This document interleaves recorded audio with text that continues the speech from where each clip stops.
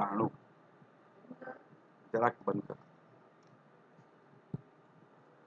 Hi, very good morning. I'm Dr. Janak Patel. I'm MD physician. I'm not an endocrinologist, neither I am a cardiologist. Whatever knowledge I've gathered, I'm sharing with you. Today we'll be discussing on one of the very interesting topic which you will see lot of patient in your everyday practice. We call as a congestive heart failure. Old terminology for right ventricular failure was right heart failure, or we used to say congestive cardiac failure.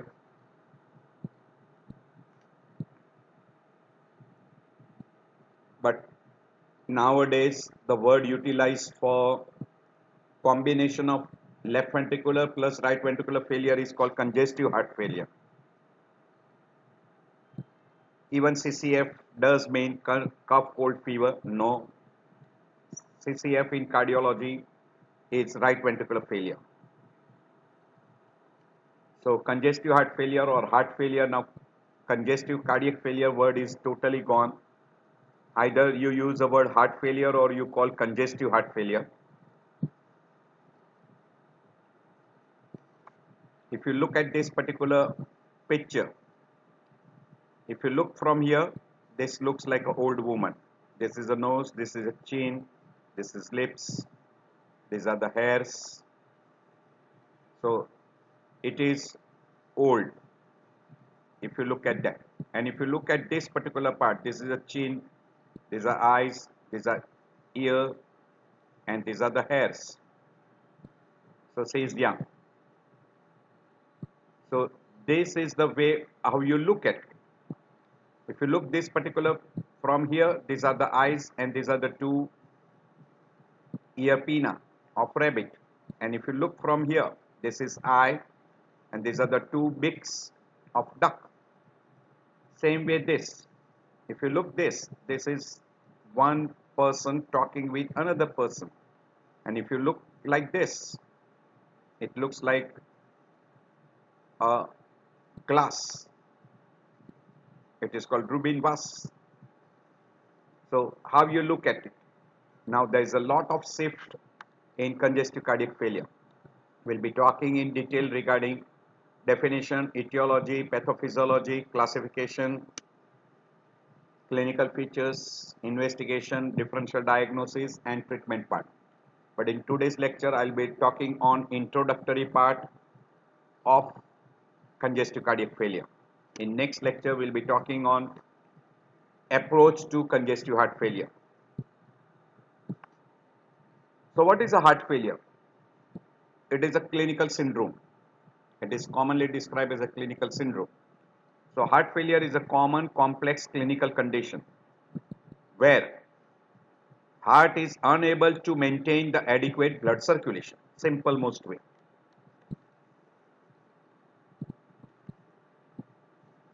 We use two common words, congestive heart failure. We use another word, cor pulmonale. We use the word right ventricular failure. We use the word left ventricular failure, etc. So we'll be going through all those terminology.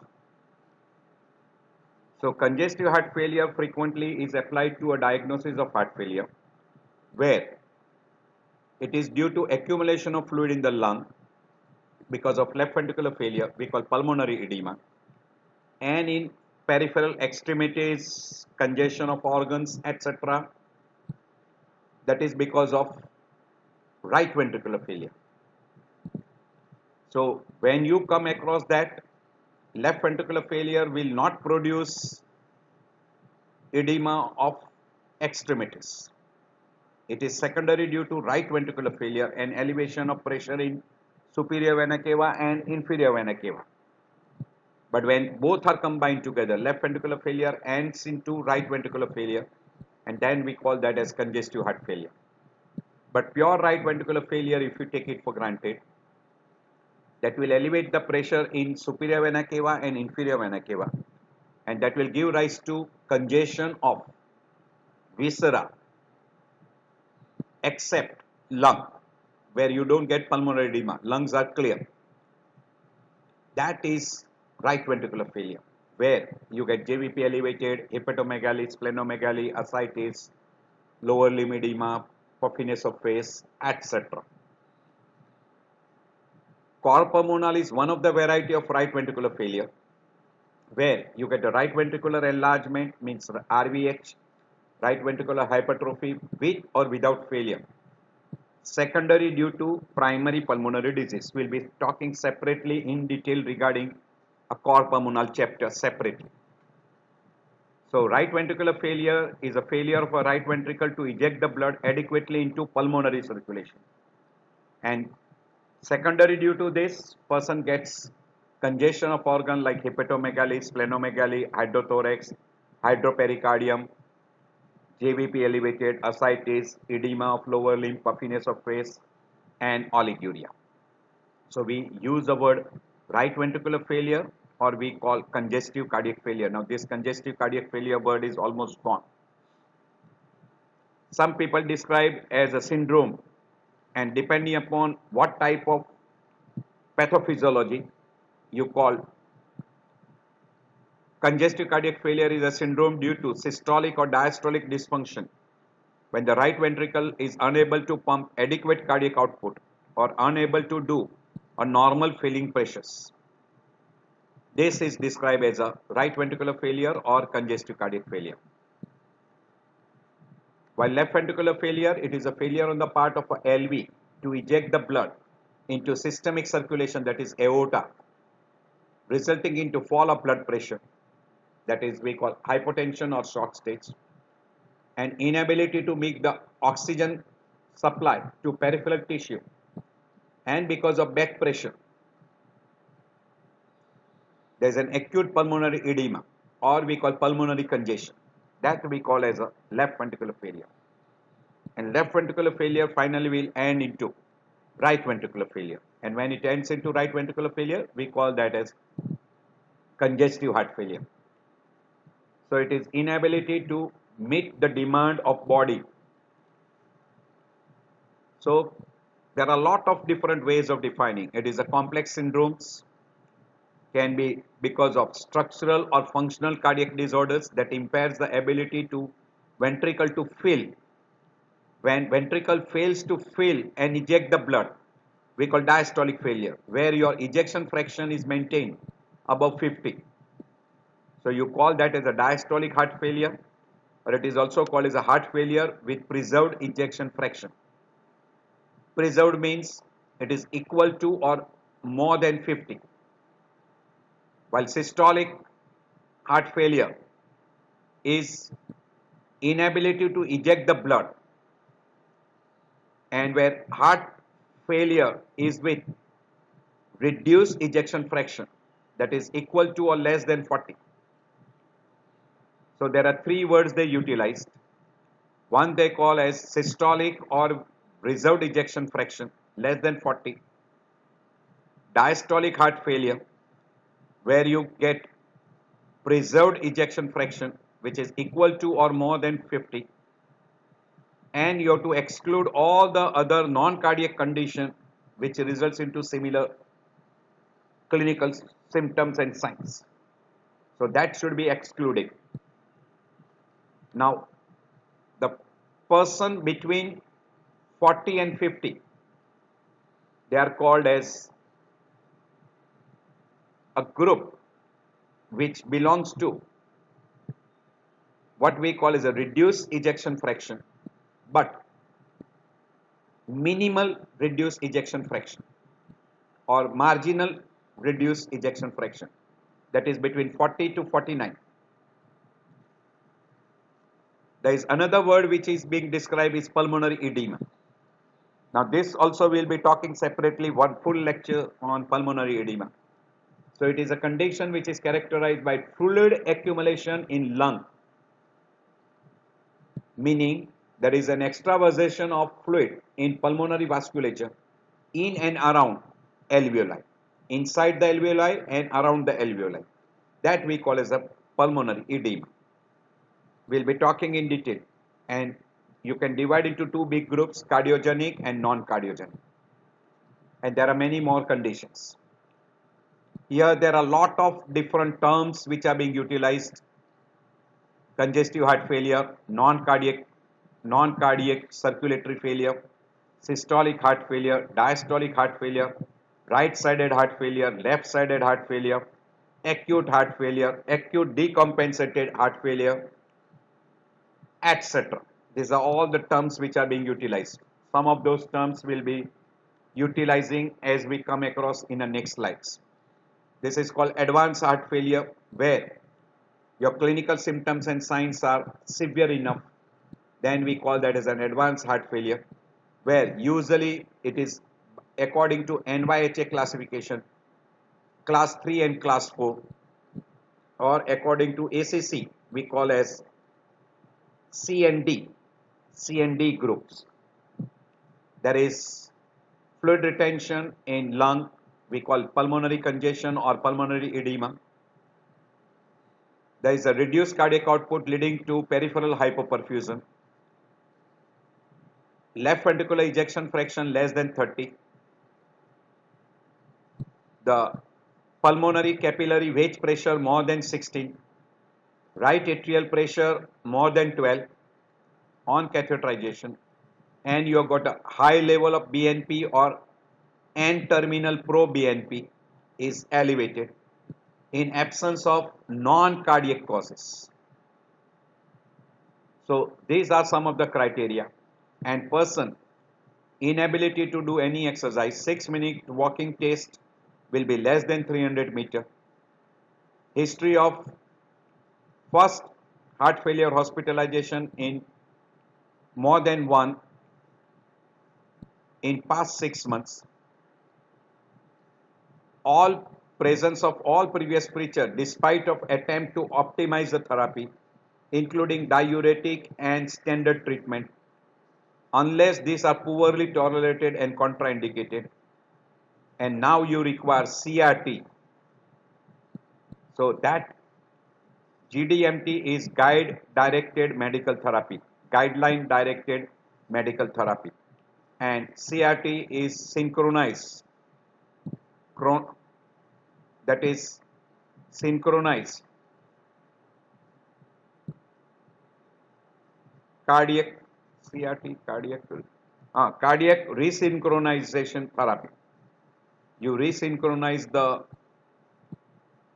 function of atrium and ventricle. So atrium will contract followed by a ventricular contraction by a pacemaker, that you call as a CRT. Now we classify congestive heart failure into many different ways. One we call as a forward failure and backward failure. I'll explain simultaneously. Forward failure means when the ventricle fails to pump the blood forward, say RV into pulmonary artery and LV into aorta, you call that as a forward failure. And because of increased pressure in the ventricle, when there is a backward failure or there is a backward push of a blood from RV into RA and into superior and inferior vena cava, we call that as a backward failure. And in lung, there is an increased pressure in LA, which results into increased pressure in pulmonary capillary wedge pressure and pulmonary edema, that we call as a backward failure. We already explained right ventricular failure and left heart failure. When right ventricle fails, you get increased pressure in superior vena cava and inferior vena cava and RA, and there is decreased blood ejected into pulmonary artery, resulting into decreased blood coming into LV, and that will produce hypotension. But lung does not have pulmonary edema, that is pure right ventricular failure. While in a left-sided failure, we already explained that there is no forward ejection, decreased ejection, which produces hypotension and shock states. And because of back pressure, you got pulmonary edema, that we call as a left-sided heart failure. And when both are combined together, left heart failure followed by a right heart failure, we call as a biventricular failure or we use the word congestive heart failure. If onset is very short, we call acute congestive heart failure or acute heart failure. And when it is lasting for a very long period, then we call it the chronic heart failure. There is one word utilized is flash pulmonary edema. That is, you get a pulmonary edema due to sudden appearance of increased pulmonary pressure, pulmonary capillary pressure. There is another term utilized is low output and high output failure, meaning whenever there is a failure, there is a decreased output. So all this failure are because of decreased cardiac output. But there is a condition where there is an increased blood volume. Because of increased blood volume, there is an increase in stroke volume. Now, because of a heart failure, the stroke volume will reduce, but still the output is good. But compared to the amount of left ventricular and diastolic pressure and diastolic volume, the output is less. These are some of the groups where you call that as a high output failure. Classical example, anemia, thyrotoxicosis during pregnancy, beriberi, all this condition where your blood volume is high, and compared to that blood volume, the cardiac output is relatively less, but total output in spite of failure is still maintained, and that we call as a high output failure. Nowadays we forget all this terminology. Usually we use commonest terminology is right ventricular failure, left ventricular failure, combination of both, biventricular or we call congestive heart failure, acute and chronic. Flash pulmonary edema is not very commonly being utilized, but now we utilize the word systolic and diastolic failure. When cardiac output is maintained, meaning ejection fraction is maintained. If it is more than 50 or equal to 50, but there is a filling of ventricle is poor, we call that as a diastolic failure. While in systolic failure, the ejection fraction is less than or equal to 40, equal to 40 or less than 40. Then we call that as a systolic failure. Well, filling is good, but ejection fraction is low. So that particular we call as a systolic because the ventricle cannot eject. So that is systolic pressure, systolic failure. Now normally we divide NYHA classification into 1 to 4, and in ACC classification we divide ABCD. We'll be showing you in one chart and we'll be comparing the two. Depending upon the ejection fraction, we divide into what we call as a reserved ejection fraction or reduced ejection fraction, which we usually label as a systolic failure, where ejection fraction is less than 40, while if it is preserved, meaning if ejection fraction is more than 50 or equal to 50, we call that as a preserved or we call diastolic heart failure.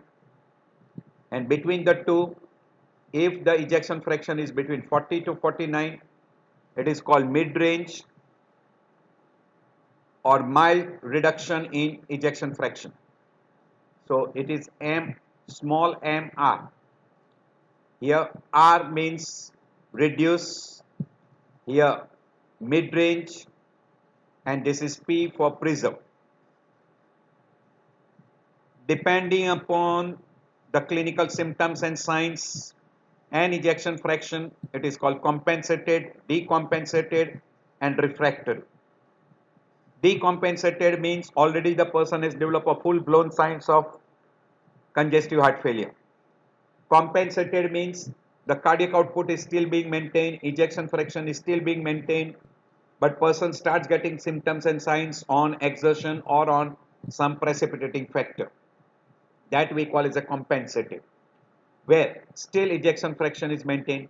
As soon as there is any stress, any tachyarrhythmias, bradyarrhythmias, the person ejection fraction will be reduced. Then we call that as a decompensated. Refractory word is utilized when the person is on treatment and in spite of diuretics and standard treatment, guideline directed medical therapy, GDMT. In spite of that treatment, still person is not improving. Then we call that as a refractory. Commonest cause of refractory congestive heart failure is because of precipitating factor which are not being treated, increased salt intake, NaCID, or grade wise it is quite severe enough where your pharmacotherapy may not be useful like grade 3 and 4. NYHA classification wide grade 3 and 4 may not give a good response. Then we call that as a refractory. So depending on the cardiac output, low output, high output, depend upon the ejection fraction, preserved ejection fraction, reduced ejection fraction, and what we call as mid-range ejection fraction. Anatomical wise, forward, backward, right side, left side, biventricular congestive heart failure at grading wise, NYHA grading or ACC grading, ABCD, and on duration or onset, acute and chronic. When it is first time presentation, we common word utilize is new onset of congestive heart failure, which can be acute or rapid onset. Acute or we call rapid onset. When it is for a short period, we call transient, and when it comes again, we call recurrent. Or another word instead of transient is called episodic. And when it persists for a longer period, then the word commonly utilized is chronic. And that chronic can be utilized into two conditions: compensated, decompensated, or we call stable, and decompensated. These are the words which are being utilized. This I have already explained you that preserved ejection fraction we call diastolic. When left ventricular and diastolic volume is normal and ejection fraction is more than 60, we call as a normal heart. When left ventricular diastolic volume is normal, but if it is reduced and along with that, if ejection fraction is less than 60, we call as a diastolic heart failure. Usually we say that equal to or more than 50. And when left ventricular end diastolic volume is more than normal because there is dilatation of left ventricle, here the end diastolic volume is reduced, and if ejection fraction becomes less than or equal to 40, then we call as reduced ejection fraction or we call systolic heart failure. So those are the terminology. Now previously they used to use a word, a borderline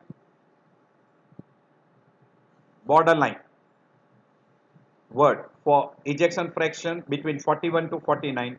Now that is replaced by what we call as MR. This P borderline is replaced by MR. So if reduced ejection fraction is less than 40, we call as a systolic. More than 50, diastolic, preserved ejection fraction. And when it is between 41 to 49, we call as borderline. And if from 40 it improves more than, it is called preserved ejection fraction but improved word was utilized. Now this two is replaced by mid-range.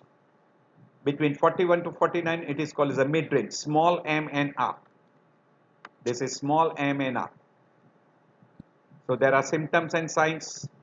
In preserved, symptoms and signs are also present, but ejection fraction more than 50, and this is very common in diastolic variety where the ventricular volume is less, muscle mass is more, while here there is a dilatation of the ventricle the ventricular volume is more.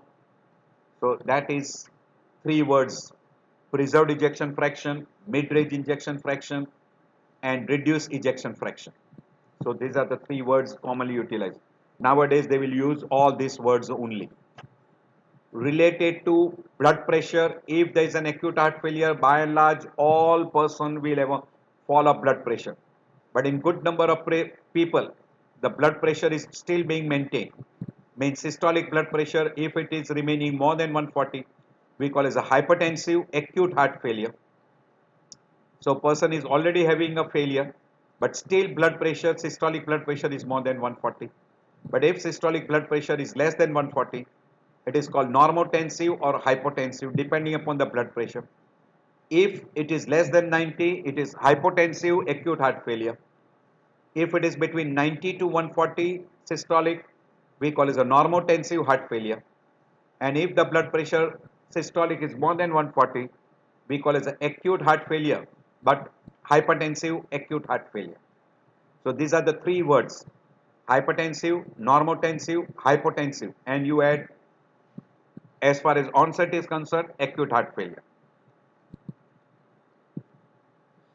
There is one another terminology which they utilized. This is pathophysiological and clinical picture combined together. If person lungs are dry, skin is warm, we call normal. If lungs are dry, skin is cold, clammy, meaning person is having severe hypotension.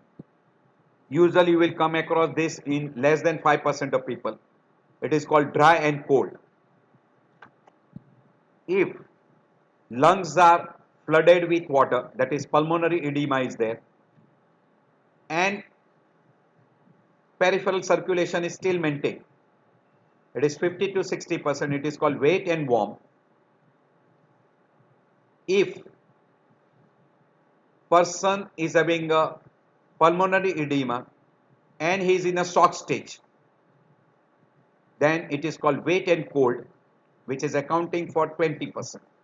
And this helps further for the treatment, because in this particular condition what you will require is increase your blood pressure like vasodilator, etc. While in a person with a cold clammy extremities because of hypotension, if it is hypovolumic, you will require IV fluids with vasopressors, etc. Now, this is the best classification which is being there, which usually utilized on identification of congestive heart failure, and then you put according to ACC classification or NYHA classification.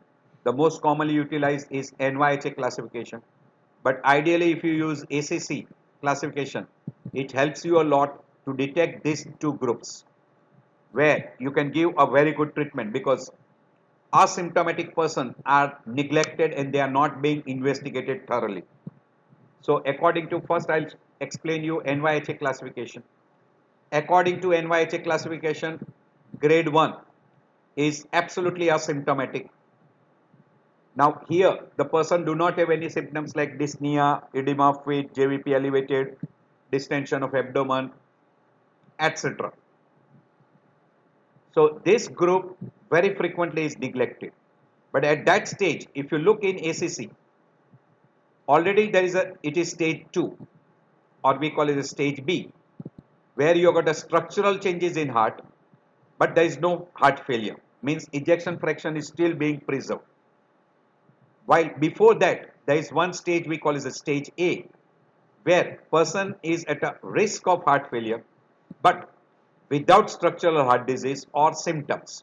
Meaning, say a person, hypertensive person, diabetic person, person with say hyperlipidemia, obesity, metabolic syndrome, all this group of people, they are in group A. So if you pick up them in group A, you prevent them to go into stage B, and according to NYHA classification, grade 1. If you prevent that, you will prevent heart failure. So this is very, very important. If you detect this particular group, we call it a high risk group people. So person who are at a very high risk of developing a structural heart disease and has got a chance of developing a failure, you pick them up, treat them, you can prevent structural changes. If you prevent the structural changes in the myocardium, you can prevent a heart failure. So this is very, very important. Now as you go to stage 2 and 3, stage 2, symptoms with moderate exertion and symptoms with minimal exertion, which is equivalent to stage C of ACC, which will include both minimal exertion and moderate exertion. So this particular group, you will need a treatment and they are symptomatic. So person has already developed a structural heart disease and now they are symptomatic, where with minimal exertion or with moderate exertion, the symptoms are present. But when you come to a grade 4 in NYHA, that is orthopnea, where already the person may become a refractory heart failure, means in spite of a good treatment, we call it a GDMT, guideline directed medical therapy, still person is not improving because the ejection fraction is so much reduced that person will require a specialized intervention like CRT, ICD, or may require LVAD or heart transplant. That is the importance of these two classification. So do remember ACC is better because if you pick up in stage A, you prevent B, C, D. While here, you don't pick up here, directly you detect them in stage 2 and 3. Stage 2, 3 and 4. By that time, already he is in stage C according to ACC heart failure stages. So do remember this too. So always utilized NYHA as well as ACC together. But ACC will be better than NYHA classification. This is clinical. This is clinical. This is clinical plus investigations. And you pick up in stage A.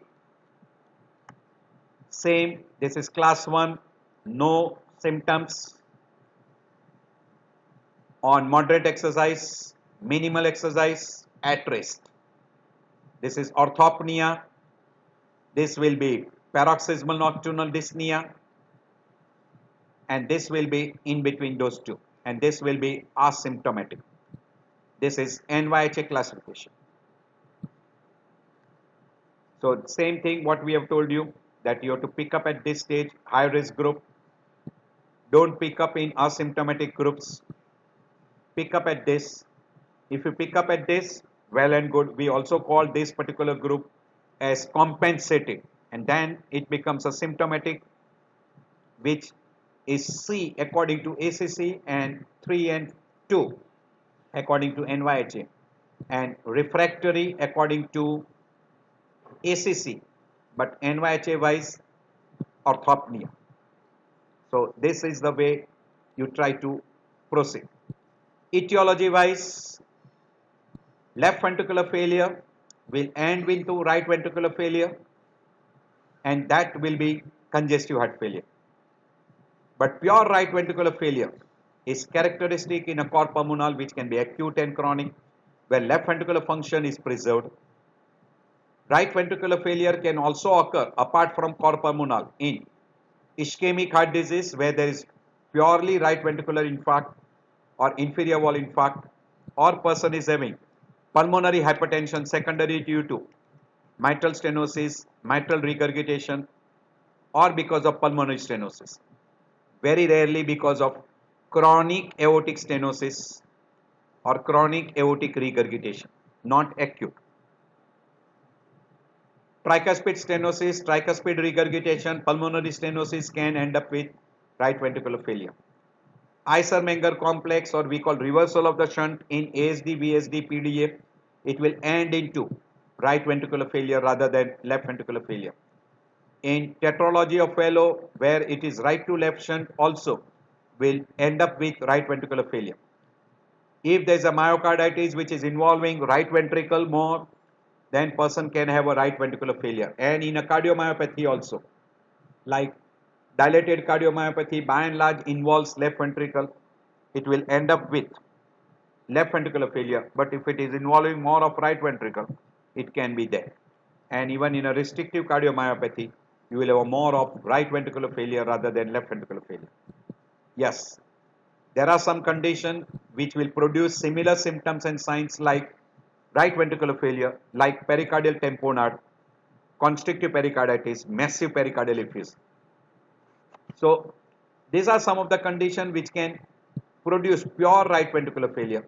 But classical example is cor pulmonale, or as far as pulmonary hypertension is concerned, we call as a class 3.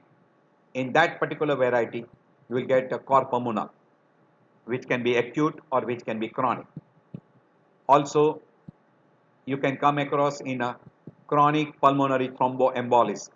Chronic pulmonary thromboembolism. So in that condition also, you will come across pure right ventricular failure. And these are the different causes of cor pulmonale we'll be discussing in detail in cor pulmonale group and also in case of a pulmonary hypertension. But in general, if we talk about left ventricular failure more, the 40 to 50% of the time, some people say even 70% of the time, it is ischemic heart disease.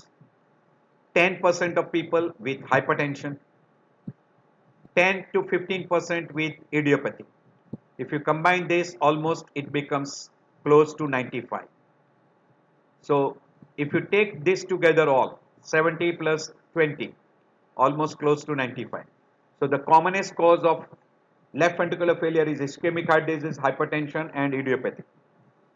Valvular heart disease, mainly ARAS and MR, that will produce left ventricular failure, which will be accounting for 10 to 15%. So if you look here, idiopathic, ischemic heart disease, valvular heart disease and hypertension will account for almost 95 or more than 95%.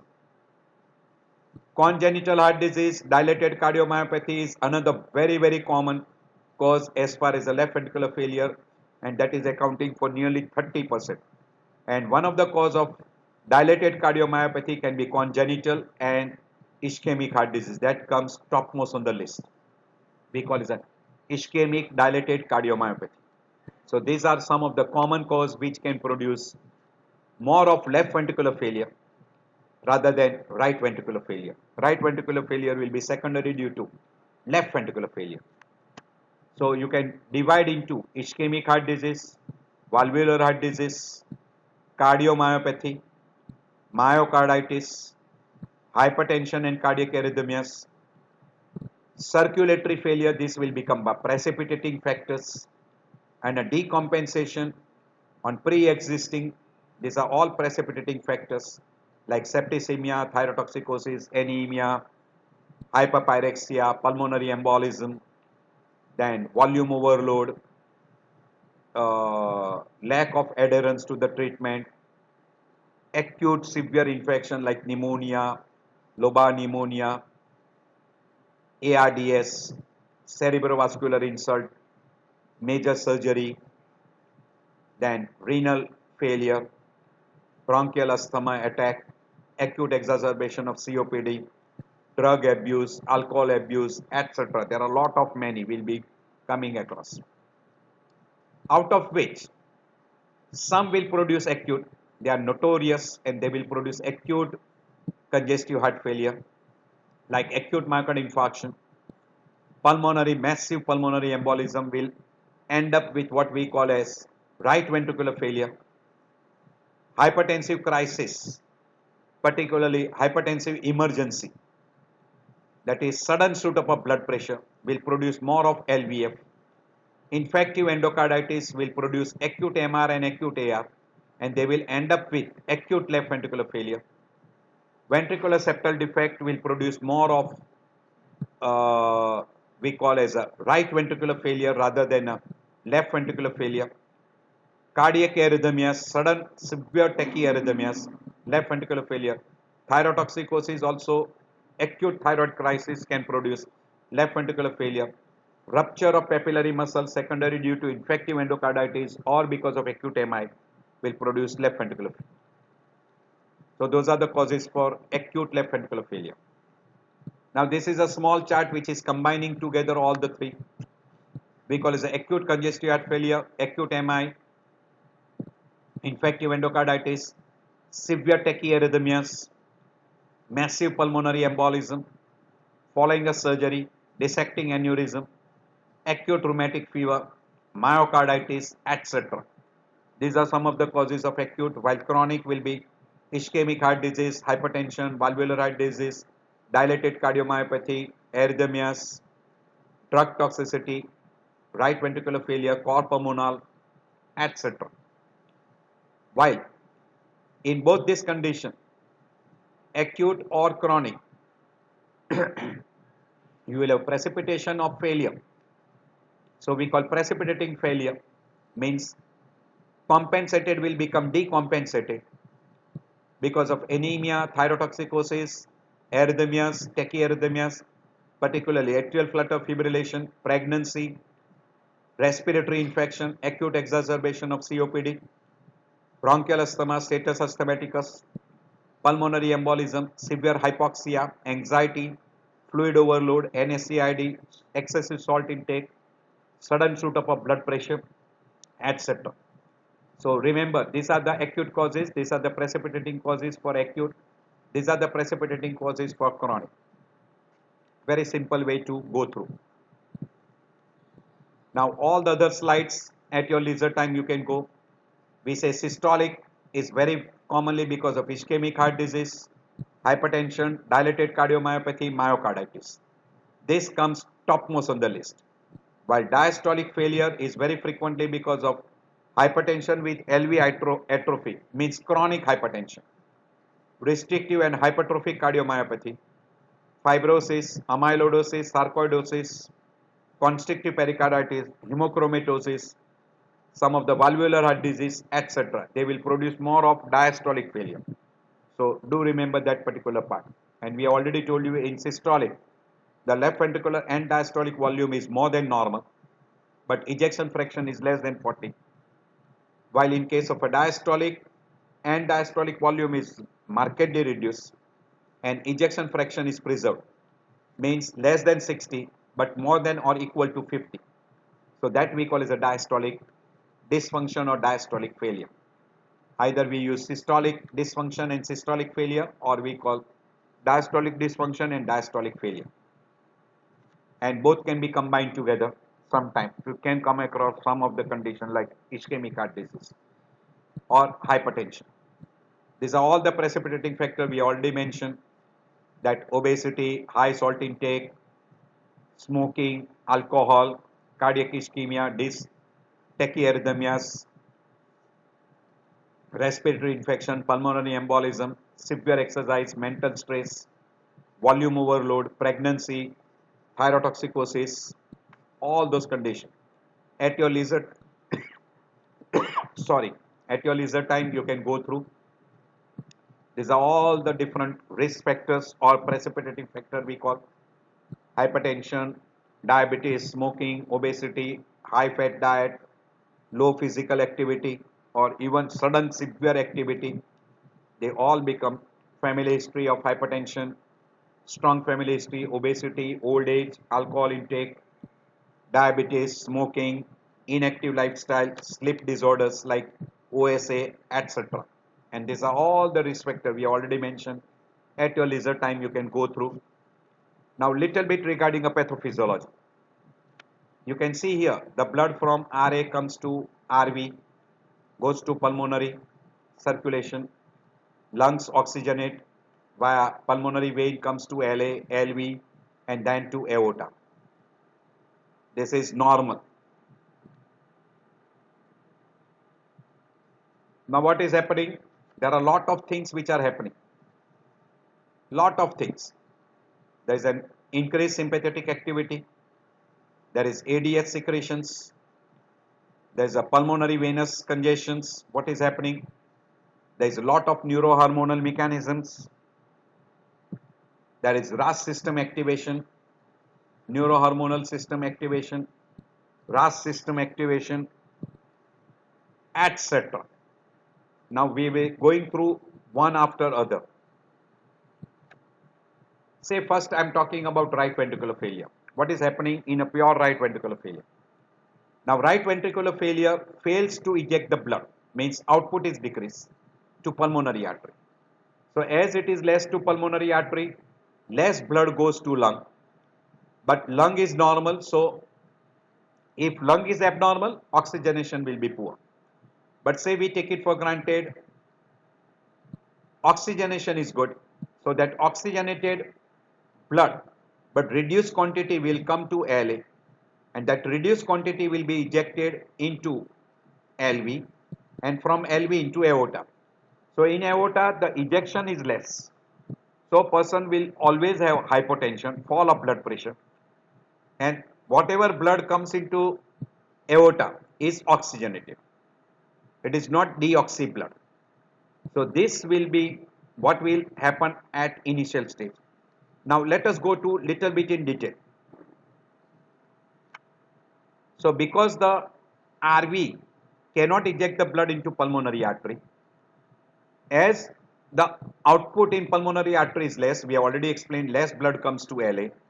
As less blood comes to LA, less blood is ejected from LV. LV function is normal, so ejection fraction will be preserved. LV ejection fraction will be preserved. But the blood coming to LV is less. Now because of this, in aorta there is a decreased cardiac output. Because there is a decreased cardiac output, hypotension. And because of hypotension, the kidney will have a poor perfusion. So RAS system will be activated. And because of the activation of the RAS system, it will try to elevate your blood pressure. We'll be talking about that further. And it may produce oliguria. And if it persists for a longer period, you can develop even AKI. As far as CNS is concerned, decrease blood supply to brain. Person will have a altered level of consciousness if it persists for a longer period. Irrelevant behavior. As far as the cardiovascular system is concerned, because of a decreased blood supply to coronary artery, you can develop ischemic heart disease, and if it is very severe enough, you can have even acute MI, and it can precipitate decompensated congestive heart failure from compensated stage into decompensated stage. As far as respiratory system is concerned, the person will now start complaining of, because of hypoxia, person will start complaining of shortness of breath, we call dyspnea. And there is a decreased oxygen supply to muscles, person will be fatigued, but still skin will be warm because there is blood supply to skin and metabolism is taking place. So inner lung, decreased output, fully oxygenated. So that fully oxygenated blood, but the quantity of blood is less, and that is going to LA. Less blood is going to LA. This is, we call as a forward failure. What happens as far as a backward failure is concerned? In a backward failure, because RV pressure is elevated, because RV is not able to eject, so end diastolic volume in RV will increase. RV pressure will be elevated. So now RA pressure will be also elevated because there is a preload on RA, and because there is now RA pressure elevation, so pressure in the superior vena cava and inferior vena cava is elevated. Because of elevation of the pressure in superior vena cava, you start developing puffiness, raised intracranial pressure because there is an increased accumulation of CSF, decreased drainage of CSF from superior sagittal sinus, lower limb will show you edema, you will have a collection of fluid in a pleural cavity, pericardium, hydrothorax, hydropericardium, there will be edema over the neck, JVP will be elevated. So this will be because of superior vena cava. Even you will have a edema in upper limb in late stages. While because of inferior vena cava, hepatomegaly, hepatojugular reflux will be positive, splenomegaly, portal hypertension, ascites, edema of lower limb. Kidney will also have oliguria, and because of the persistence in a chronic congestive heart failure, you will have a persistent hepatomegaly, liver congestion, ischemia, necrosis, replaced by fibrosis. Now this is secondary due to heart disease, so it is called cardiac cirrhosis. So this will happen because of a back pressure, so it is called backward failure. Understood well? So this is what will happen in a pure right ventricular failure. See here, there is nothing has happened to left ventricular function, but at the same time there is no pulmonary edema. That is the characteristic in a congestive cardiac failure. In a congestive cardiac failure, you will have no pulmonary edema. Now we go to what we call as a left ventricular failure. In a left ventricular failure, RV output is normal. Normal blood goes to pulmonary artery. But there is an increased pulmonary venous pressure because of left ventricular failure. Hence there is a pulmonary edema and there is a pulmonary hypertension. And secondary to that, now right ventricle will start showing you changes. We'll be showing you further. So because of a left ventricular failure, there is a decreased output into aorta, but there is a LV and diastolic volume is increased. LV pressure is increased. Because there is a LV pressure increase, there is increase in LA pressure, and that will give rise to pulmonary edema. We'll be showing you that in the next slide. So this is what is going to happen in a forward failure. Now, because of decreased output into aorta, hypotension, it can end up with AKI much faster than right ventricular failure. Severe decrease in blood supply to the brain can end up with what we call convulsions, and even person can be comatose. Decreased perfusion of the coronary artery, acute MI or ischemic pain or precipitation from compensated to decompensated stage. In respiratory system, person will start complaining of orthopnea. We'll explain you pulmonary edema and orthopnea. Person will have a marked decrease in blood supply that will produce fatigue, skin because of severe hypotension and shock stage, cold clammy skin, and person will develop peripheral cyanosis because of this. But because of increase in left ventricular pressure, LA pressure is elevated. Because of LA pressure elevation, pulmonary venous pressure is elevated. Pulmonary capillary pressure is elevated. Wedge pressure we call pulmonary capillary wedge pressure is elevated, and you will start developing what we call as pulmonary edema. And because of pulmonary edema, there is an accumulation of fluid in a alveoli, which will give rise to typical symptom we call as orthopnea. Because person is so much breathless that he cannot lie down, because when he lies down the pulmonary edema increases, and that's why he acquires an orthopnic posture, and fluid is collected, and there is also little amount of RBC in that fluid. So because of fluid accumulation in alveoli, person gets orthopnea with cough, and in cough he brings out blood stained frothy sputum, which is a characteristics of acute pulmonary edema. Now, because of accumulation of fluid in an alveoli, oxygen cannot dissolve in water and it cannot oxygenate RBC, hemoglobin. So there is a poor oxygenation of hemoglobin which is present in RBC.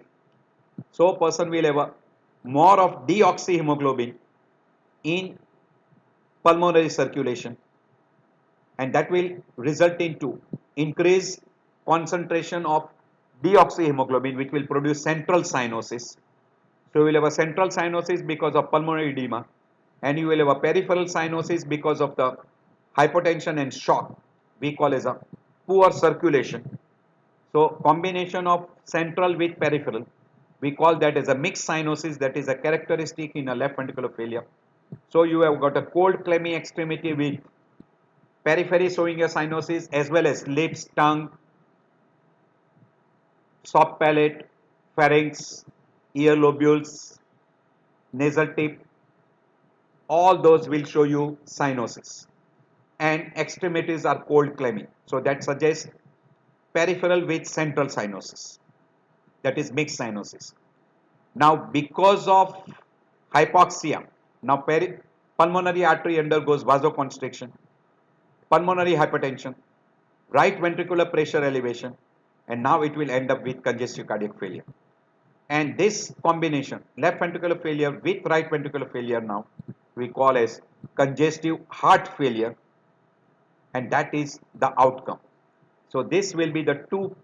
This is because of forward, and this is because of increased pressure in a pulmonary vein. This is a backward pressure. So this is called as backward failure. This is called forward failure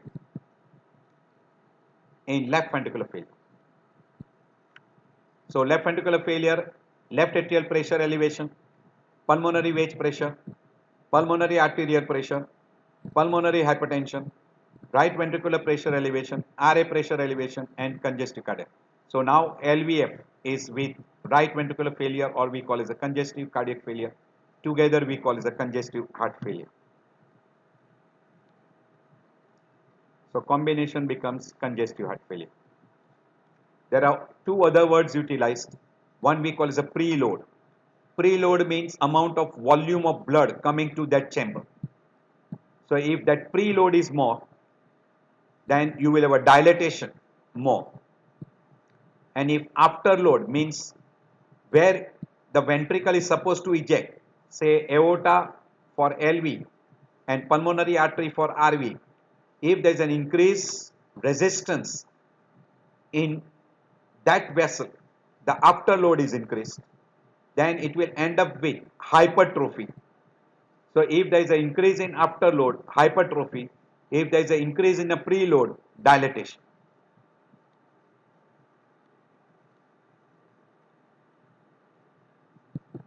Now this is in short we call as hormonal changes. Because of decreased cardiac output, there is renal ischemia which will result in renin secretion. Renin will stimulate RAS system. I don't go into detail. We already discussed before in endocrinology also, RAS system activation, and because of RAS system activation, angiotensin 2, that angiotensin 2 will produce peripheral vasoconstriction and try to increase your blood pressure.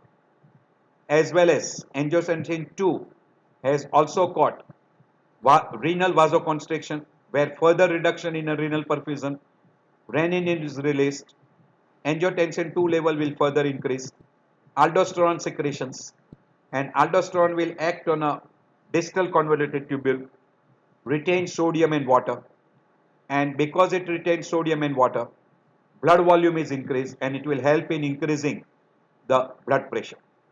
As well as we have already told you, angiotensin 2 will be also producing vasoconstriction, and because of vasoconstriction, increase in afterload, and because of increase in afterload, the person will have an elevation of blood pressure.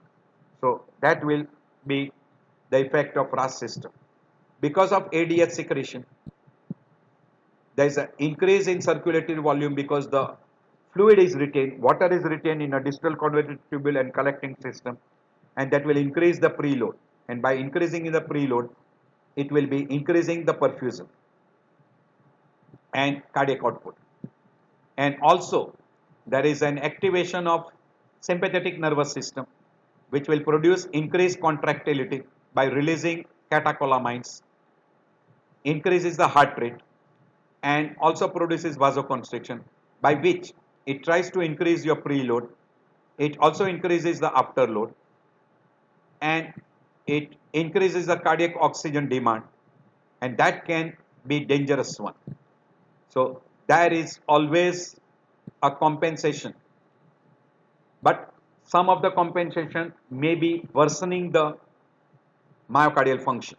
So these are the three systems which are being activated: sympathetic system, RAS system, and ADH secretions from posterior pituitary.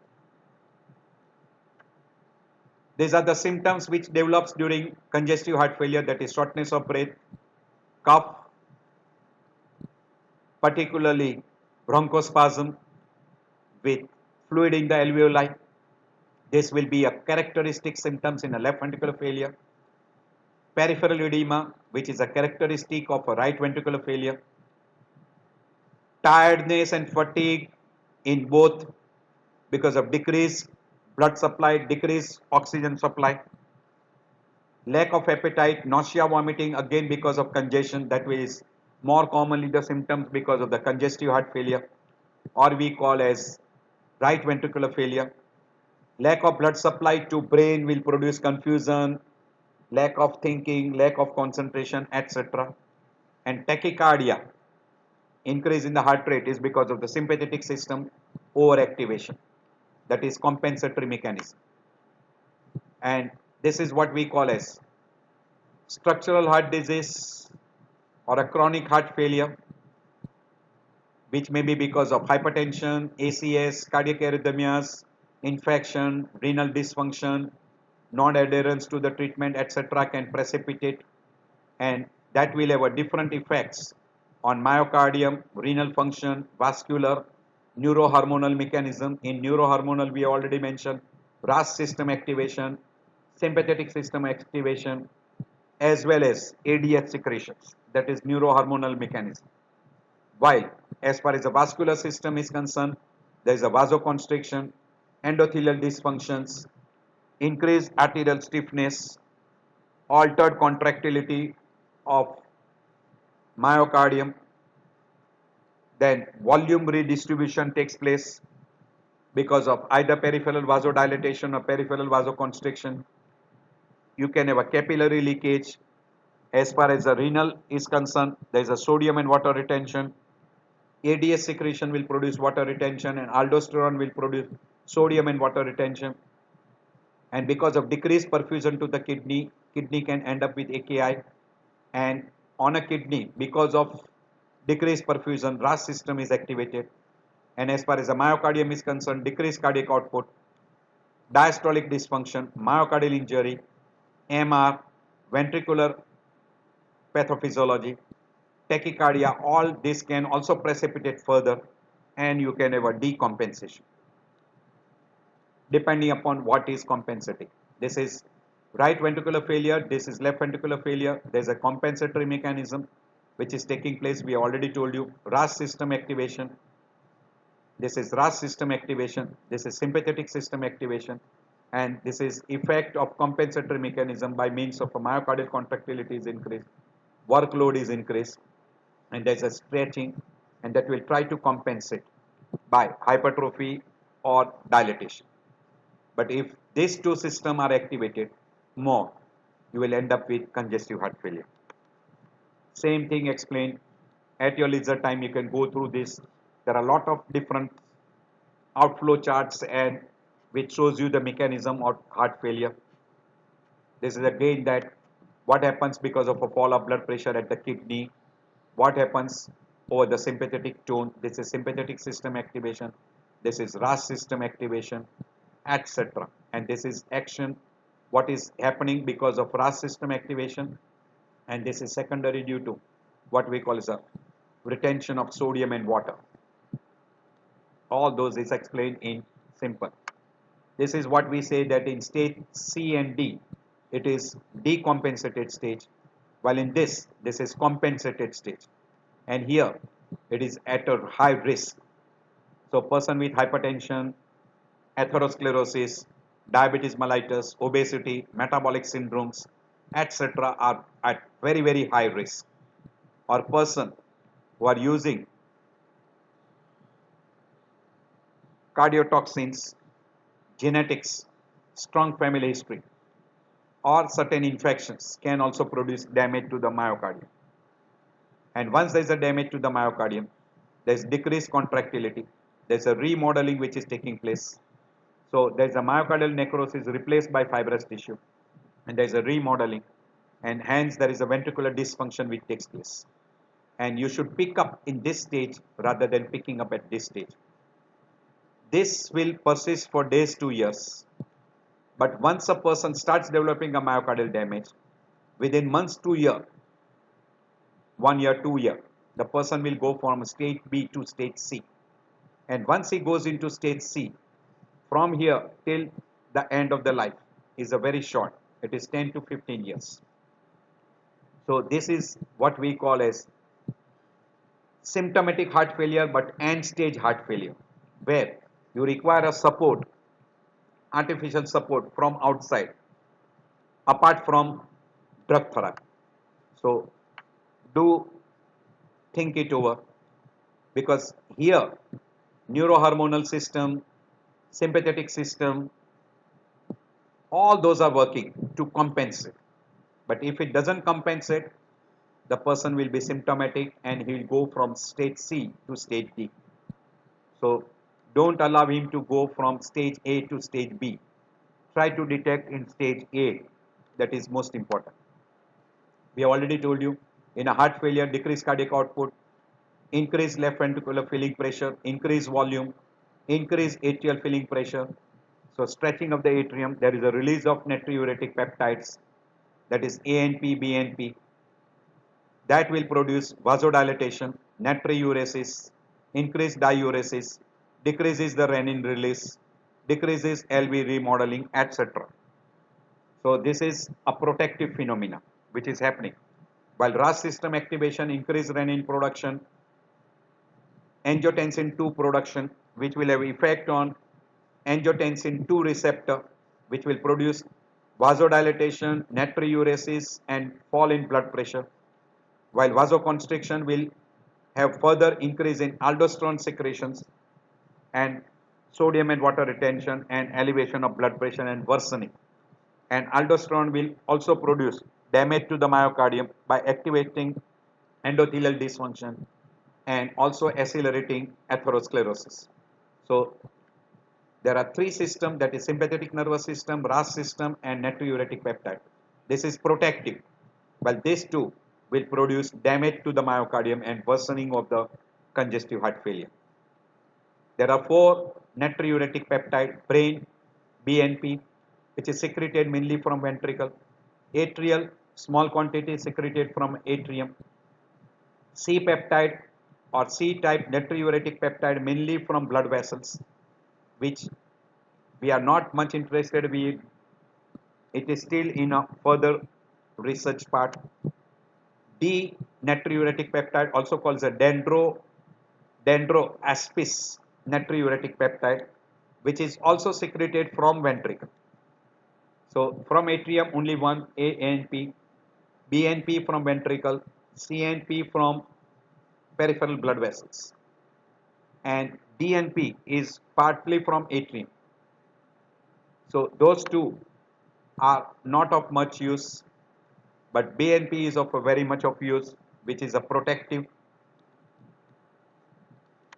So BNP level will be elevated in congestive heart failure, in myocardial infarction, myocardial ischemia, right side failure, cor pulmonale also it will be elevated, acute pulmonary embolism also it will be elevated, in ACS also it is elevated, in atrial flutter fibrillation also it is elevated, LV dysfunction also it may be elevated, RV dysfunction also it is elevated, obesity sometime it is elevated, but how, exact mechanism not known, but probably because of a little amount of dysfunction, and in near future it may be helpful to find out the early dysfunctions.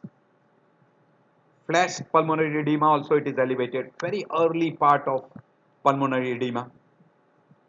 Even in AKI it is abnormal, but you have to pay attention. If a person is having AKI, then value of BNP will change to confirm the diagnosis of congestive heart failure. So you have to pay attention if the person is having AKI. Now, a person with normal symptoms, normal exercise, normal LV function, but high risk group, this is what we call as stage A for ACC. Asymptomatic, which is stage 1 in NYHA, but stage B in case of ACC, where no symptoms but LV dysfunction.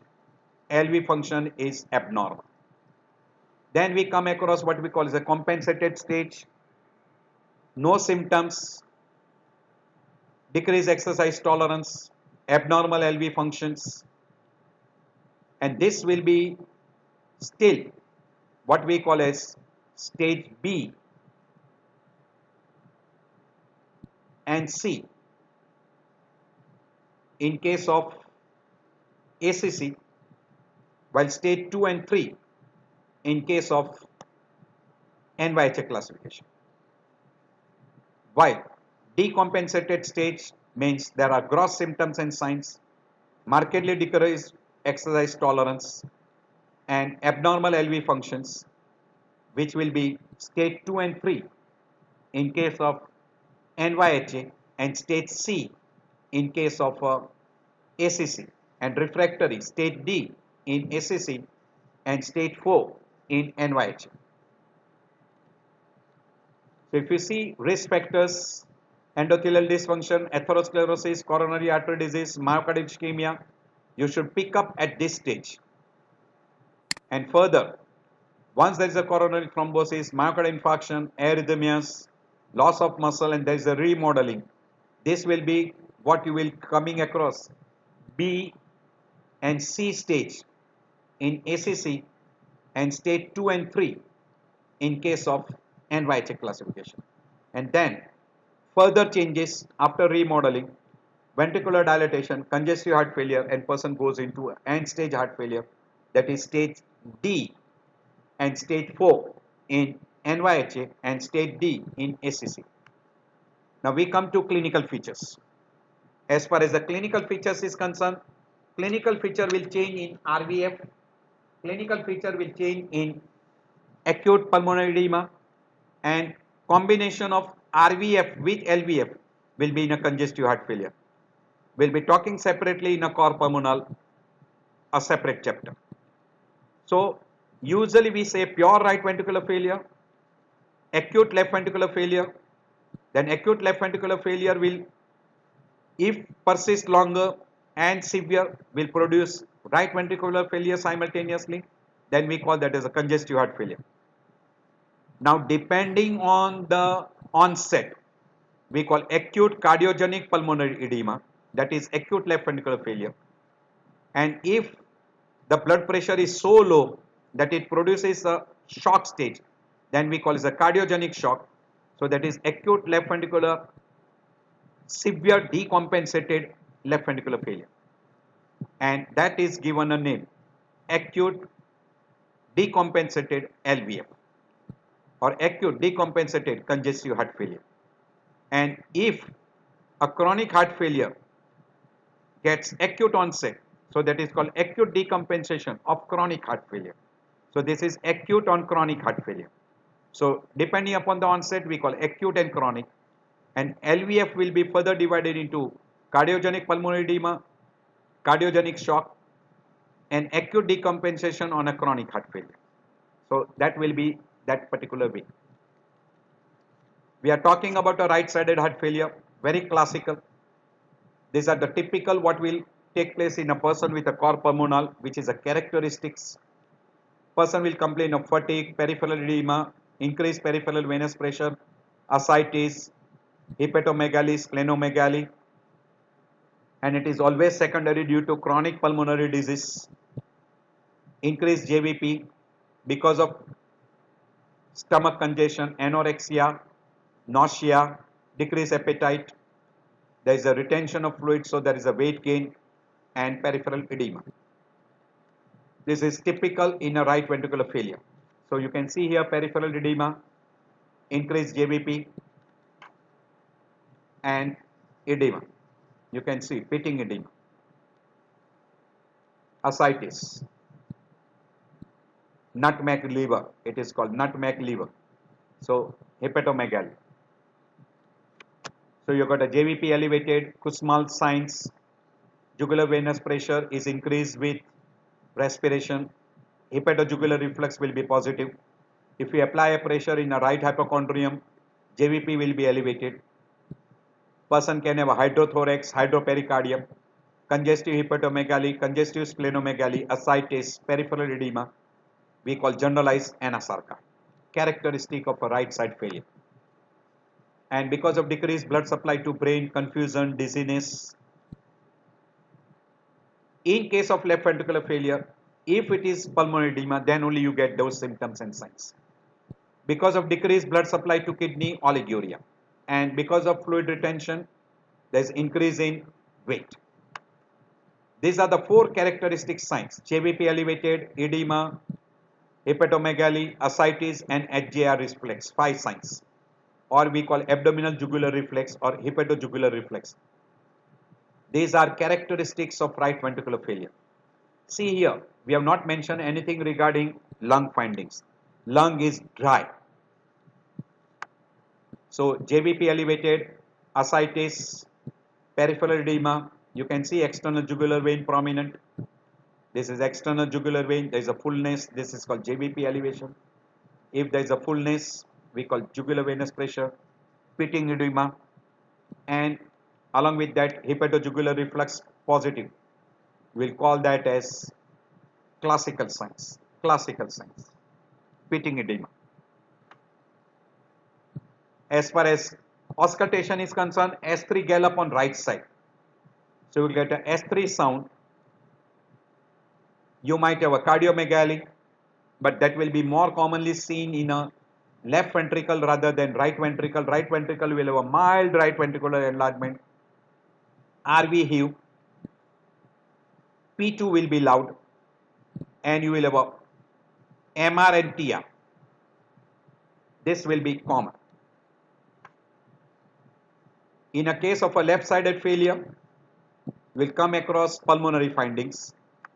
That is, you will have a pulmonary congestions finding like cough, PND, orthopnea, tachypnea, basal crackles, frothy, blood-stained frothy sputum. Very, very characteristics. Very, very characteristics. And because of decreased cardiac output, tachycardia, fatigue, dizziness, oliguria, anginal pain, restless, orthopnic postures, etc. Very, very characteristic. Classical orthopnic posture. This is PND. Person has to get up in the night for dyspnea. We have already discussed all this in a dyspnea chapter. So you can go through that dyspnea chapter. So left-sided failure, we'll have a peculiar sign we have already discussed. Because of pulmonary congestion, cough, basal cracks, crackles, wheeze, blood-stained frothy sputum, tachypnea, and typical orthopnic posture. Because of lack of blood supply to brain, confusion, restless, tachycardia, exertional dyspnea, PND, fatigue, peripheral as well as central cyanosis, cold clammy extremities, elevated pulmonary capillary wedge pressure, which you can find out on a left heart catheterization, PND. These are all the typical finding in a left heart failure.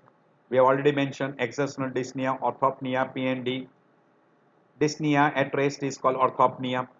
And because of acute pulmonary edema, cough, blood-stained frothy sputum, wheezing, chest pain, palpitation, fatigue is because of lack of blood supply to the muscles, anorexia, nausea, vomiting, cerebral symptoms, cardiac cachexia, systolic blood pressure is reduced, pulse pressure is reduced,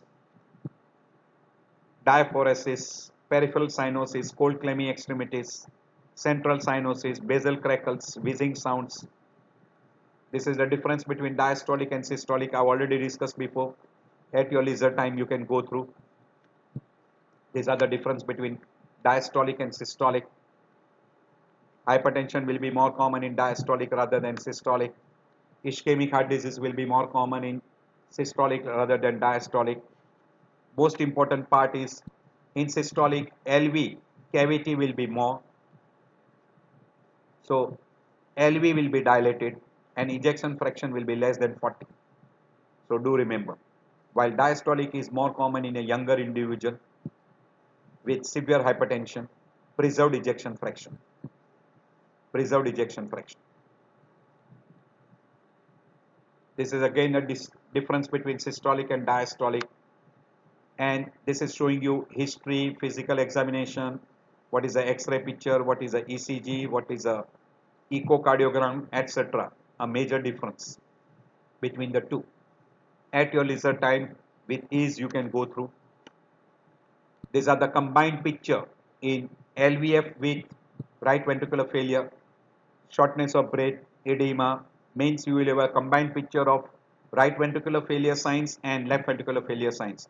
Ascites, cough with frottis sputum, increased urination, confusion, difficulty in sleep, insomnia, orthopnea, chronic fatigue, etc.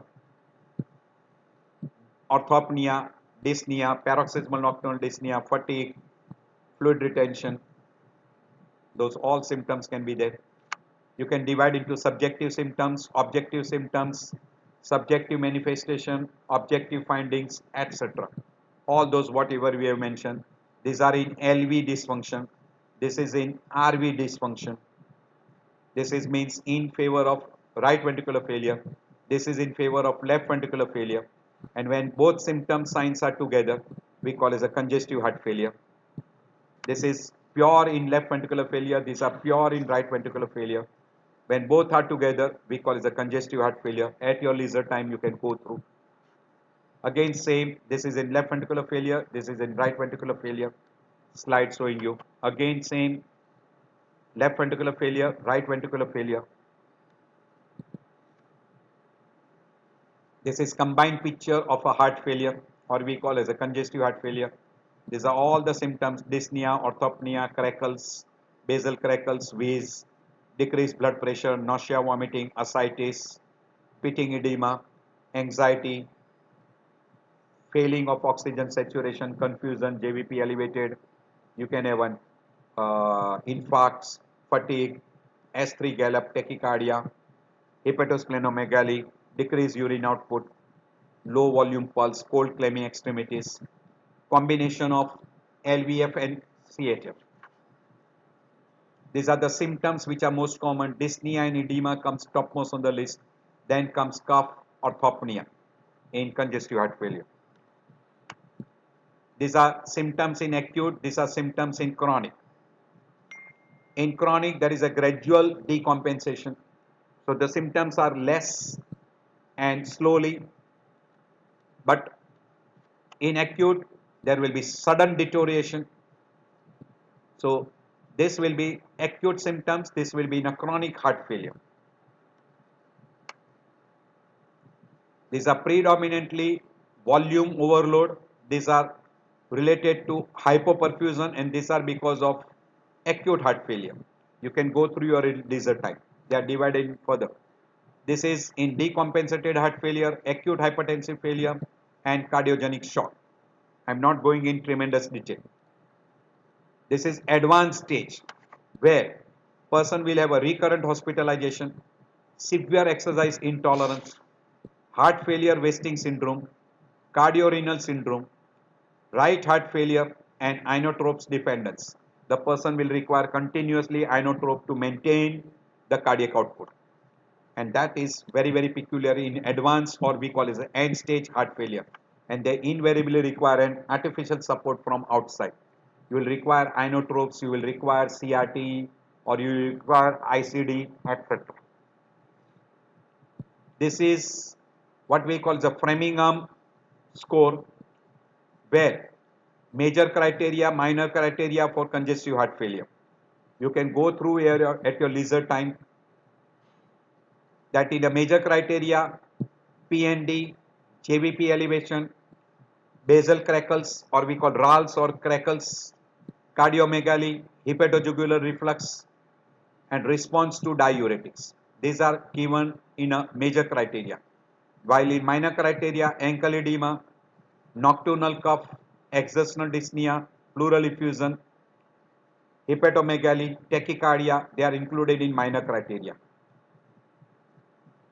So do follow this to identify congestive heart failure. This is congestive heart failure with normal ejection fraction, means in a diastolic heart failure, you go for a major criteria and minor criteria. In a systolic heart failure, it is very easy, where by and large we don't require these major or minor criteria. So characteristics: edema, JVP, hepatomegaly, hepatojugular reflux, ascites, and lung is normal, more in favor of straightforward in favor of right ventricular failure. While central cyanosis, orthopnea, PND, basal crepitations or basal crackles, JVP normal, no edema, no ascites, no hepatosplenomegaly, pure right ventricular failure, or we call acute pulmonary, and when both are combined together, we call as a congestive heart failure. This is same thing showing you less than 40% ejection fraction, we call as a reduced ejection fraction. The commonest cause 60% of the time ischemic, in 24% of the group non-ischemic, and in only 10% other causes like valvular heart disease, etc. So that particular groups. Here dilated cardiomyopathy, etc. will come. While in a preserved ejection fraction, that is diastolic, you will require lot of investigation to find out what is the cause. The most common is hypertension. So I end my lecture here. So I hope this understanding of heart failure will be very easy. We'll be going through how you approach to a heart failure and management of heart failure in next lecture.